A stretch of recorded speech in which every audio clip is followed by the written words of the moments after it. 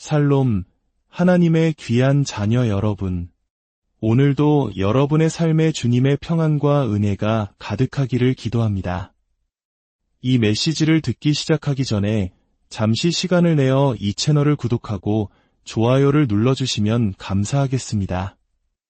여러분의 작은 행동 하나하나가 이 희망의 말씀이 더 많은 사람에게 닿게 하는 귀한 씨앗이 됩니다. 이 말씀을 나누는 여러분 모두의 가정과 삶 위에 하나님의 끝없는 축복이 함께하기를 소망합니다. 오늘 우리는 풍요로움, 즉 증가라는 주제에 대해 깊이 나눠보고자 합니다. 많은 사람들이 풍요라고 하면 가장 먼저 돈이나 경제적인 것을 떠올립니다. 물론 그것도 매우 중요한 부분입니다. 어떤 이들은 그리스도인이라면 돈에 대해 초연해야 한다고 말하지만 그것은 사탄의 교묘한 속임수일 수 있습니다. 만약 우리가 재정에 대해 아무런 신경을 쓰지 않도록 사탄이 우리를 설득한다면 그는 우리를 아무것도 할 수 없을 만큼 가난하게 만들어 결국 하나님 나라의 일에 집중하지 못하게 만들 것입니다. 사탄이 가진 유일한 힘은 우리에게서 무언가를 훔쳐가는 것뿐입니다. 예수님께서는 이미 사탄의 모든 권세를 빼앗으셨기에 그는 본래 아무것도 가진 것이 없습니다. 이 점에 대해 잠시 더 깊이 생각해 보겠습니다. 사탄이 광야에서 예수님을 시험했던 때를 기억하십니까?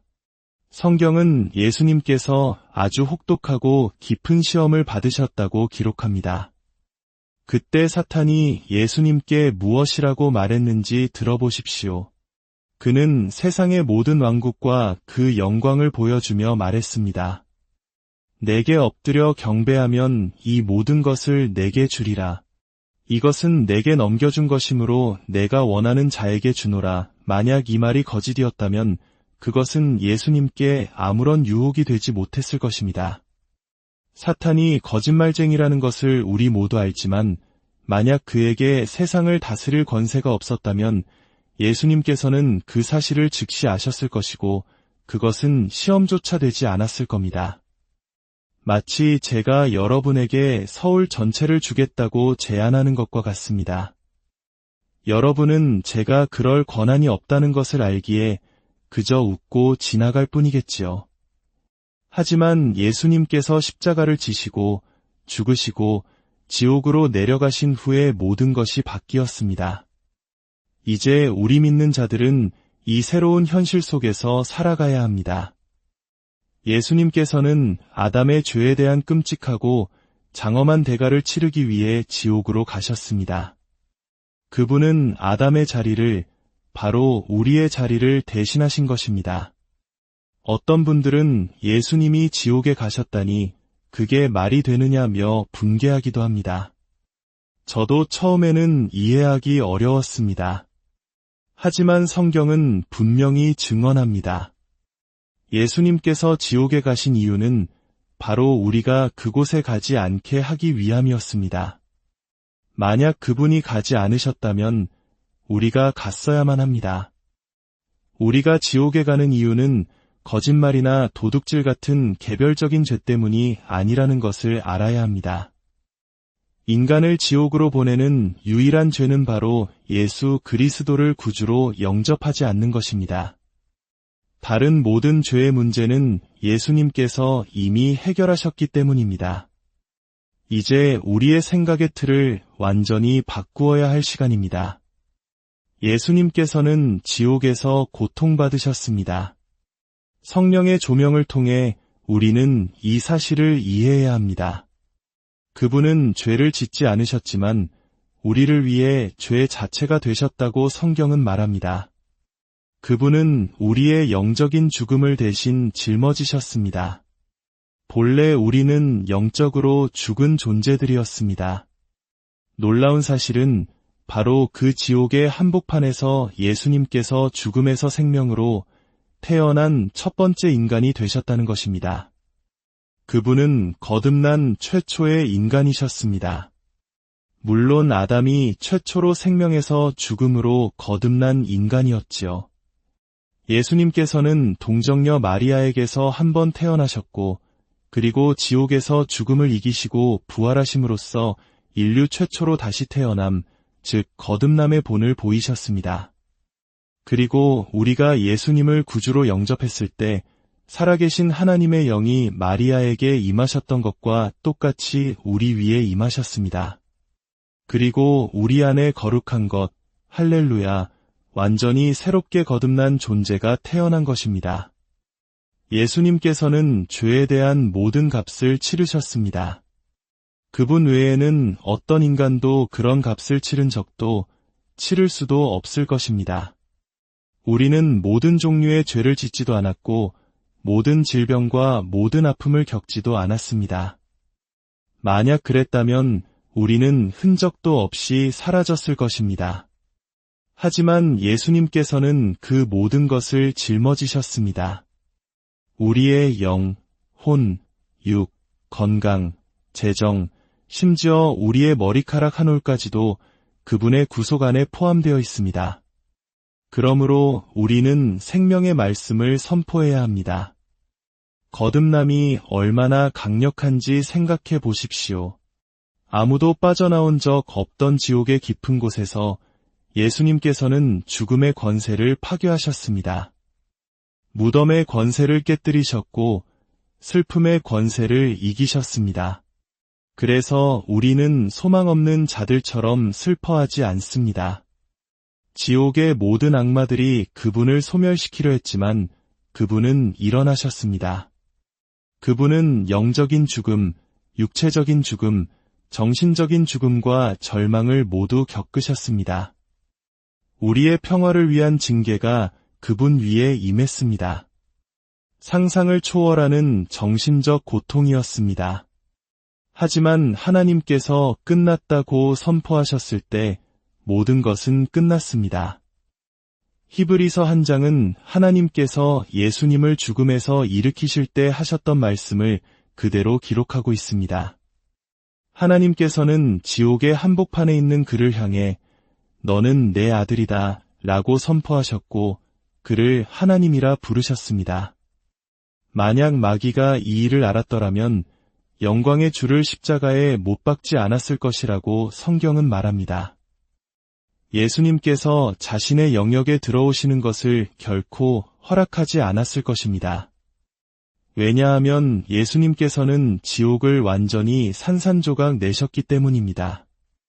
여러분, 지금 우리와 함께 하시는 분이 누구인지 아십니까? 바로 거듭난 인간, 예수 그리스도께서 신성 안에, 즉 삼위일체 하나님 안에 계십니다. 그리고 우리는 그분과 함께한 공동 상속자입니다. 거듭난 단 한 사람이 어둠의 모든 왕국을 물리쳤습니다. 지옥과 모든 마귀들을 단번에 이기셨습니다.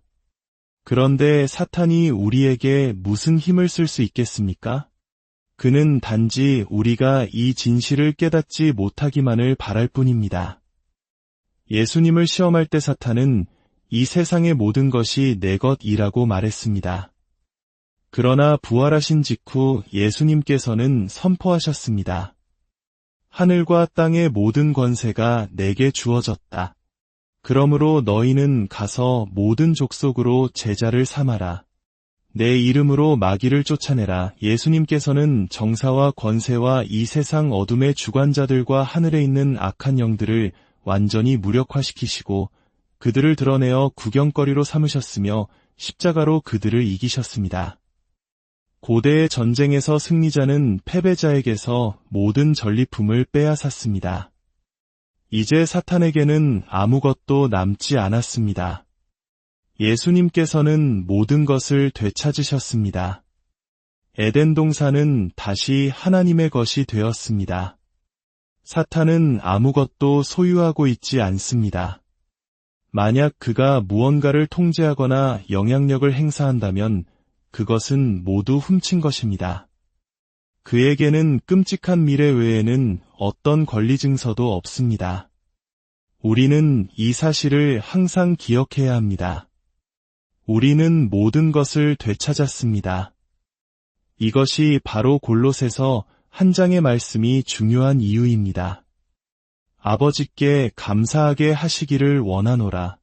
그가 우리를 흑암의 권세에서 건져내사 그의 사랑의 아들의 나라로 옮기셨으니 우리가 예수님을 영접하는 순간 우리는 어둠의 왕국에서 나와 하나님의 나라로 옮겨졌습니다. 우리의 시민권은 바로 그곳에 있습니다. 빌립보서 3장 20절은 말합니다. 그러나 우리의 시민권은 하늘에 있는지라 우리는 죽어서 천국 시민이 되는 것이 아닙니다. 이미 지금 이곳에서 천국 시민입니다. 에베소서 2장은 더 놀라운 사실을 말해줍니다. 긍휼이 풍성하신 하나님이 우리를 사랑하신 그 큰 사랑을 인하여 허물로 죽은 우리를 그리스도와 함께 살리셨고 또 함께 일으키사 그리스도 예수 안에서 하늘에 앉히시니 우리는 죽어서 천국에 가는 것이 아니라 이미 그곳에 있습니다. 우리는 그리스도와 함께 하늘 보좌에 앉아 있습니다.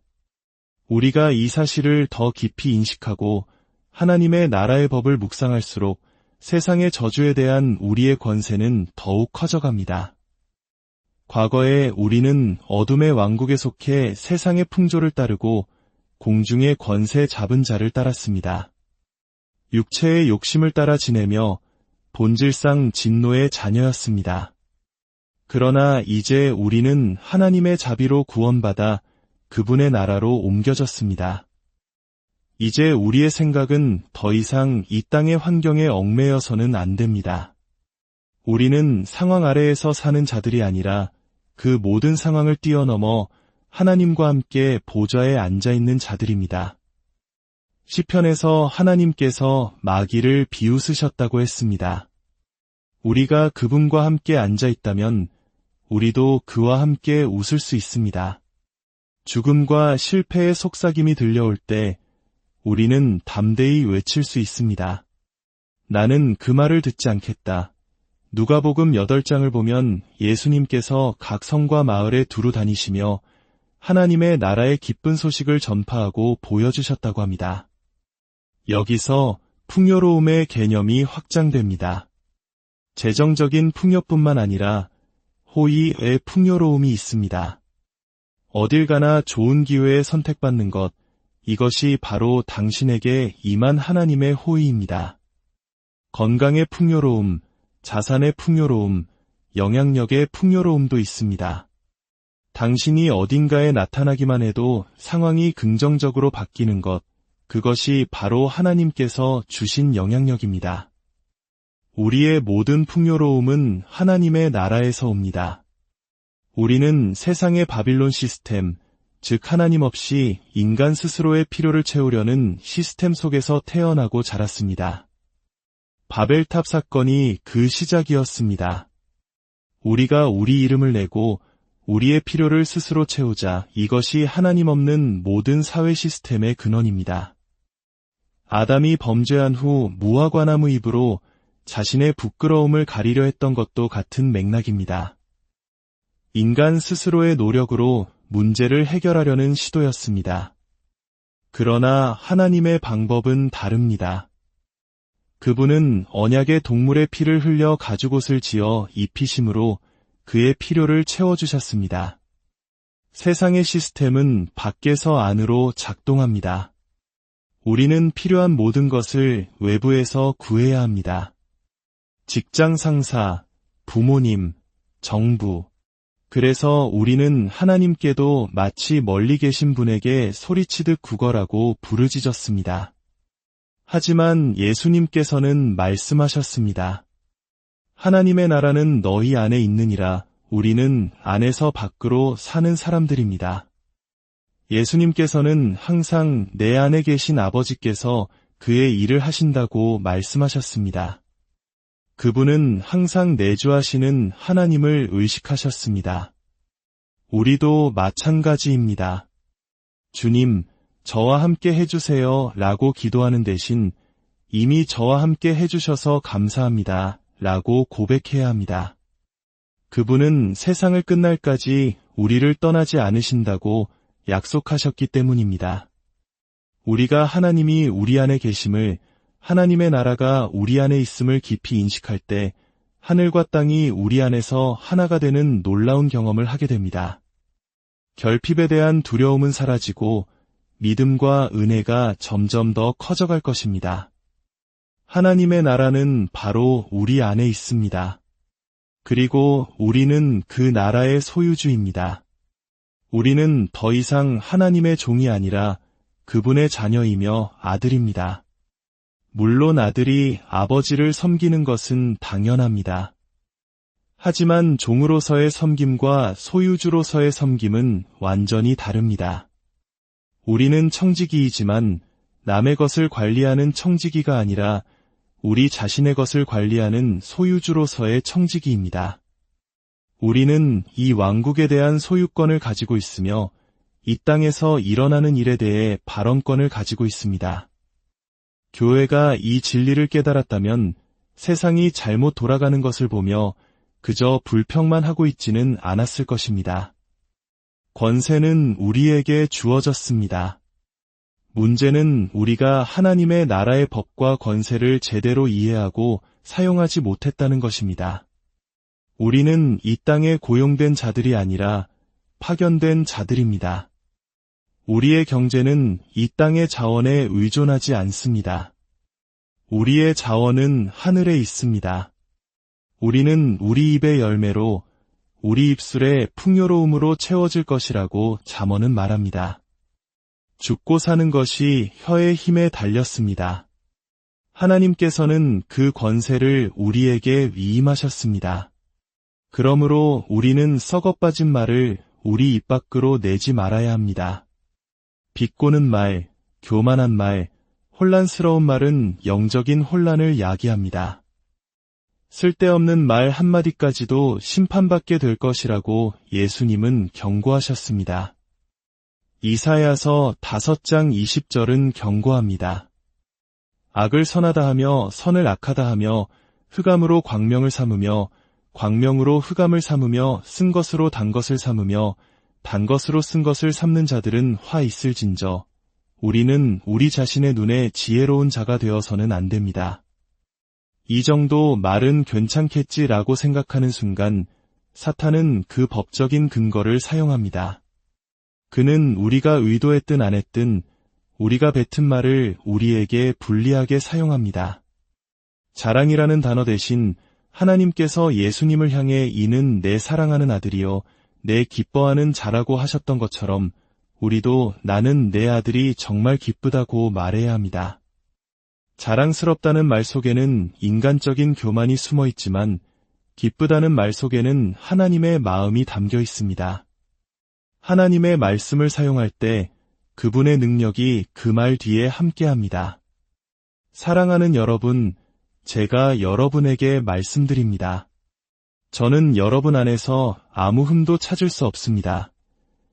이 말을 들을 때 여러분 안에 계신 아버지께서 일하기 시작하십니다. 예수님께서 자신을 나타내시기 시작합니다. 이것이 모든 것을 고치고 회복시키는 능력입니다. 우리의 풍요는 우리 안에서 시작됩니다. 우리의 치유는 우리 안에 있습니다. 우리가 하나님의 말씀을 듣고 그 말씀을 선포하며 축복할 때 그것은 바로 그분의 축복이 됩니다. 하나님의 나라의 신비를 알고 이해하는 것은 우리에게 주어진 선물입니다. 그것을 받으십시오. 나는 하나님의 나라와 그 모든 신비를 알고 이해하는 선물을 받습니다. 주 예수 그리스도에 따라 그 모든 것이 내게 밝히 드러납니다. 나는 그것을 가졌습니다. 그것은 나의 것입니다. 라고 선포하십시오. 우리는 늘 압니다. 왜냐하면 모든 것을 아시는 분과 우리가 하나이기 때문입니다. 그분은 그의 말씀에 기록된 대로 행하시고 예수님께서 이 땅에서 행하신 그대로 행하십니다. 예수님께서 하신 일을 보면 하나님께서 무엇을 기뻐하시는지 알 수 있습니다. 그러므로 우리는 하나님의 뜻을 항상 알 수 있습니다. 이제 여러분의 입술에서 나오는 말이 여러분의 재정적 풍요를 시작하게 하십시오. 생명과 죽음이 여러분의 혀의 권세에 달려 있음을 기억하십시오. 여러분의 입술의 풍요로움으로 여러분의 삶이 채워질 것입니다. 하나님께서 주신 모든 것을 사랑하는 것이 아니라 온전히 즐기십시오. 하나님을 사랑하고 사람을 사랑하십시오. 그리고 그분이 주신 모든 것을 통해 그분의 기쁨에 참여하십시오. 그것이 하나님께서 우리에게 풍요를 주시는 목적입니다. 주님, 이 말씀을 듣는 모든 이들을 축복합니다. 그들이 그리스도 예수 안에서 자신들의 참된 신분과 권세를 깨닫게 하옵소서. 그들의 입술에서 썩은 말이 떠나가고 생명과 축복과 풍요의 말이 선포되게 하옵소서. 그들의 삶이 하나님의 나라의 기쁨과 능력으로 가득 차게 하옵소서. 예수 그리스도의 이름으로 기도합니다.